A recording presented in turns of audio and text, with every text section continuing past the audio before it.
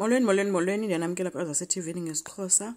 Usibongile ke nokwenza basaqhubeka nokubonisana ke ngedesign.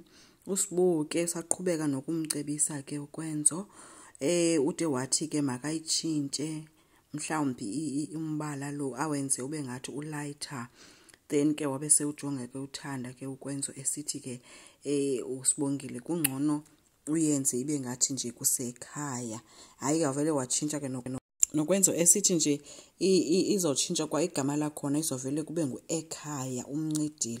Wabe sesithi uthene into gold kangaka na kule nto uyenzayo.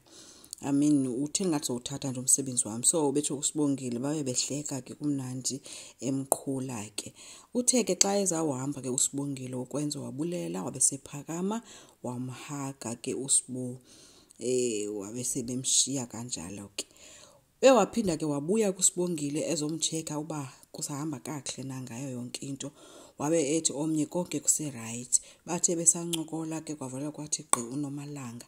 Usibongile waqala phansi ke uqoqosha itafile engulo muntu uklinayo ngoba lo kuNomalanga umedem othile kaKwenzo. Hayi ke Nomalanga into azengayo uVelosko wathi makayimi indoda kanciphe ekusebenzini bakhe bafocus kwinto yevideo azoyenziswa ngusibongile. Wabenika usibongile ifone bacela bathatha ivideo. Wabebamba ke ukwenzo ke sitsho ke kwi-social media kuba kwi-followers zakhe into ba this is hacking usebenza kanzima kwathini yonke lanto yokuchoma ngumuntu wakhe. Uthe ke xa emane embamba kusenzo ke kwenzo ke enenhloni usibongile yena emane emhleka ke zonke into ezenziwa nguNomalanga umane emjija inhloko emthini. Bayigqiba ke ivideo. Uthe kayigqiba wabe sesithi makacela kancinci ufuna ubabonisa abantu bakho bangubani othatha ivideo yabo.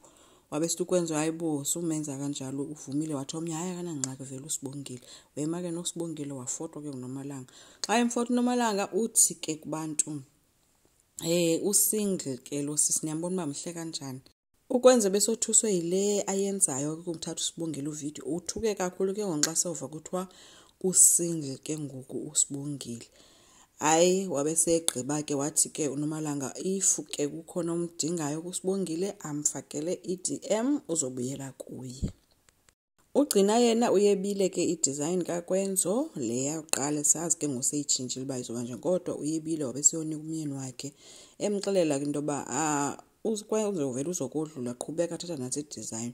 Uvusi ke uthe ngeke adavuma uthatha idesign yebrother yakhe yena kanakwazi ukwenza lonto. Ugcina ke na ubambe eliya likaDadazala belisithi izinja zitya ezinye.